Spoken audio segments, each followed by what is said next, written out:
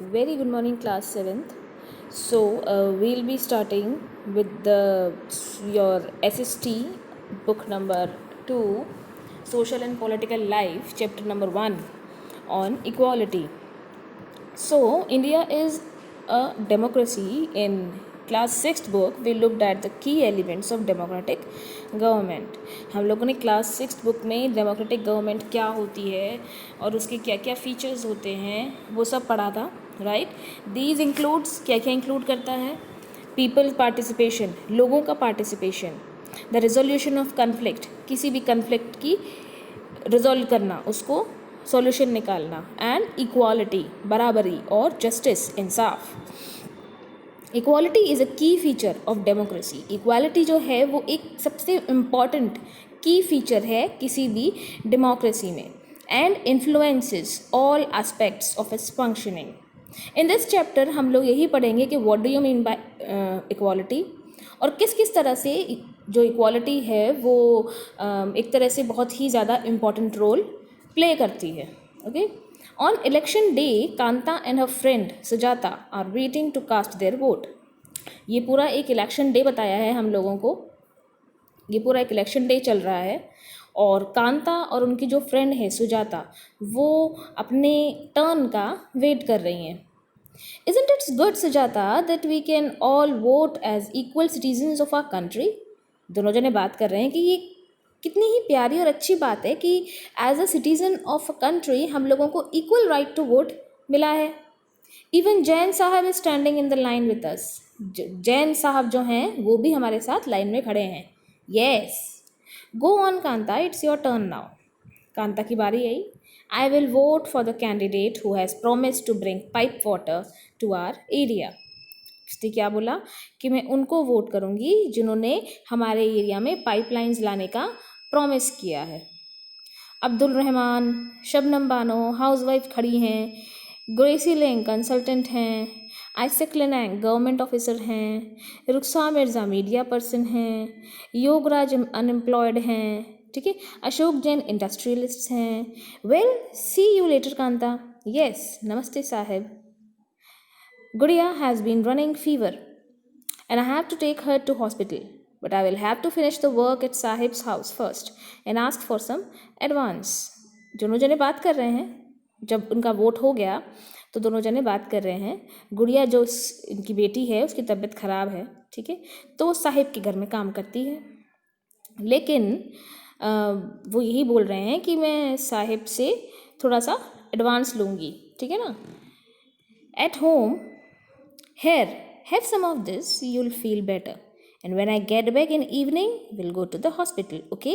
उन्होंने अपनी बच्ची को कुछ गर्म पीने को दिया, दवाई दी, उनको बोला कि तुम रेस्ट करो और मैं शाम को आऊँगी तब हम लोग हॉस्पिटल जाएंगे. It's no wonder that गुड़िया falls ill often. The Basti is never cleaned. गुड़िया हमेशा बीमार इसलिए रहती क्योंकि बस्ती उन लोगों की जो है वो बहुत ही गंदी और अनटाइडी है. वहाँ साफ़ सफाई बिल्कुल नहीं है. Make sure do your corners properly. ठीक है. Here's your advance Kanta, but don't make a habit of it. No madam, जो मैडम है उन्होंने एडवांस दिया और उनको यही बोला कि इसको हैबिट मत बना लो. That evening, just few more minutes, बेटी. जैन मैडम and जैन साहब may stand in line to vote, but they never have to do it when their children are sick. वो क्या बोल रहे हैं कि जब वोटिंग की टाइम आता है तब सब लोग लाइन पे ज़रूर खड़े रहते हैं, लेकिन जब इस तरह से हॉस्पिटल में इलाज का वक्त आता है तो उन लोगों को इस तरह से खड़ा नहीं होना पड़ता. ठीक है. Equal right to vote.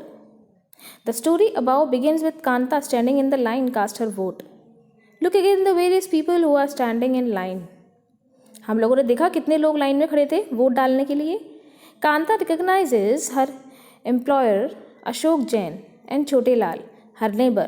In a democratic country like India, all adults, irrespective of what religion they belong to, how much education they had, हमारे इंडिया में it doesn't matter कि आप कौन से रिलीजन से बिलोंग करते हैं, आपका क्या एजुकेशन है, आपकी क्या कास्ट है, और वेदर वो रिच है या पुअर है, वो लोग सब जो भी इंडियन सिटीज़न हैं, चाहे वो छोटे बड़े गरीब लाचार जो भी हैं उनको सबको वोट करने का अधिकार होता है।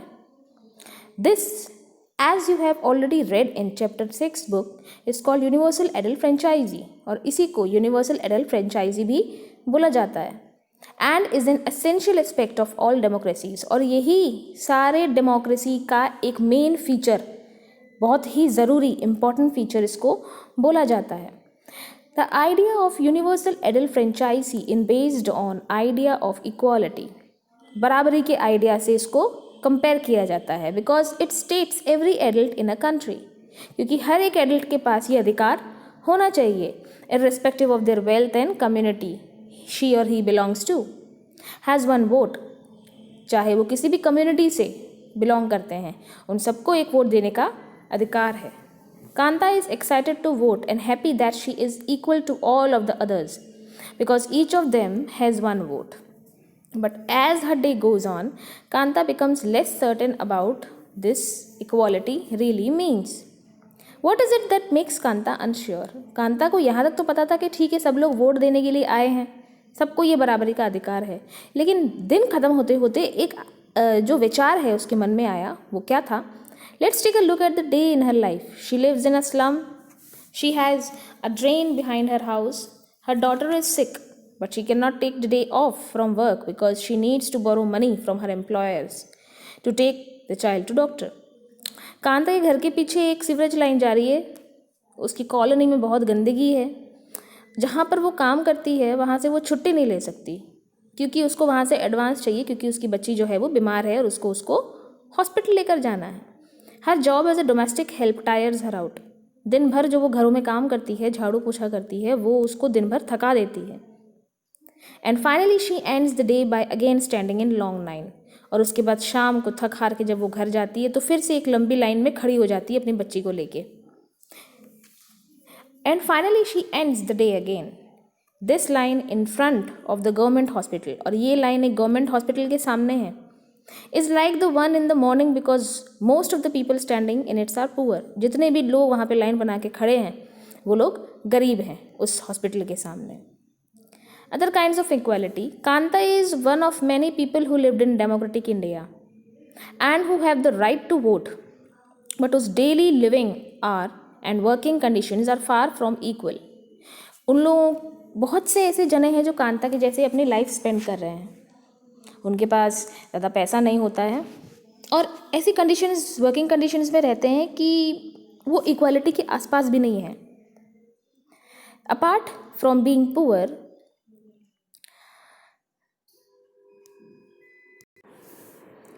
people in India experience inequality in different ways. बहुत सारे वेज ऐसे हैं जिसमें इंडिया के जो लोग हैं वो और भी ज़्यादा inequality फेस करते हैं. Let us see what this means by reading the two stories given below. दो स्टोरीज़ नीचे दी हुई हैं, हम उनको पढ़ेंगे और फिर पता लगाएंगे कि ये जो स्टेटमेंट यहाँ पर लिखा गया है कि ये सही है या गलत. Each of these is based on real incidents in people's life. ये सब रियल इंसिडेंट्स पे बिलोंग करते हैं and reflects the different kinds of inequality that exist in India. जो कि इंडिया में इनइक्वालिटी एग्जिस्ट करती है उसके बारे में हमको बताते हैं. One of the more common form of inequality in India is caste system.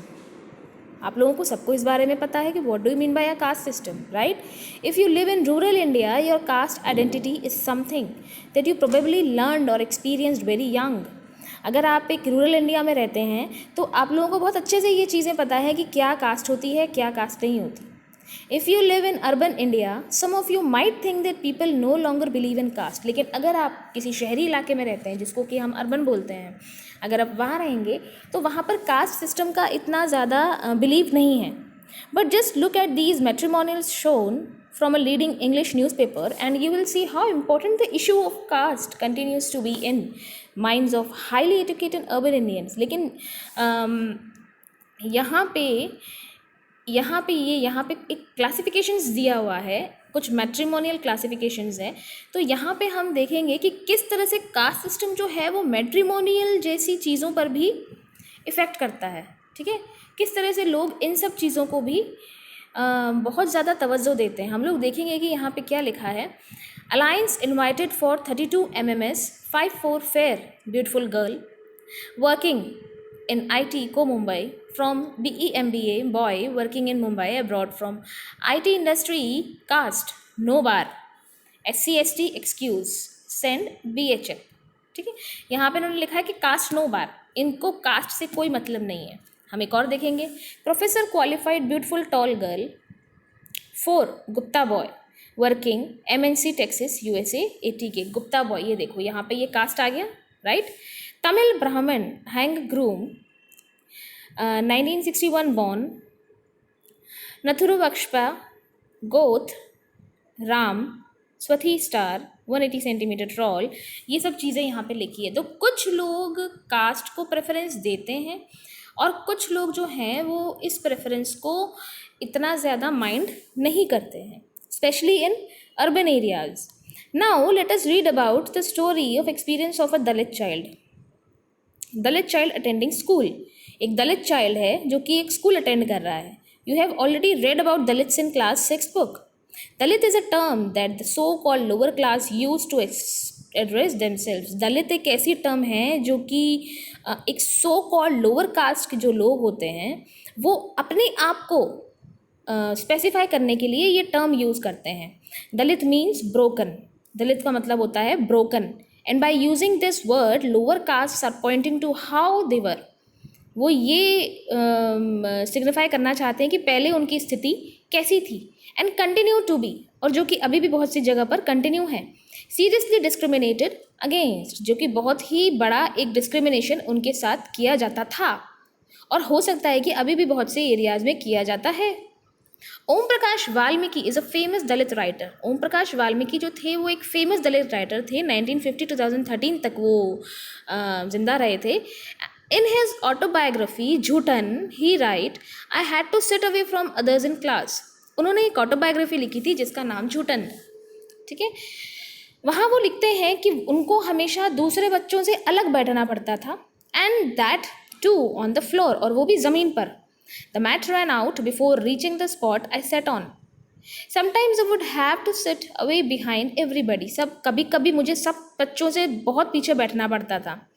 Sometimes I would have to sit way behind everybody, right near the door. कभी कभी मुझे डोर के पास बैठना पड़ता था. Sometimes they would beat me without any reason. और कभी कभी वो मुझे बिना किसी रीज़न के बस मारा करते थे.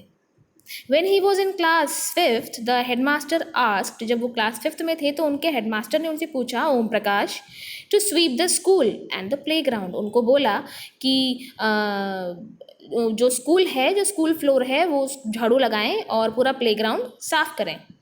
ही writes the playground was way larger than my small physique.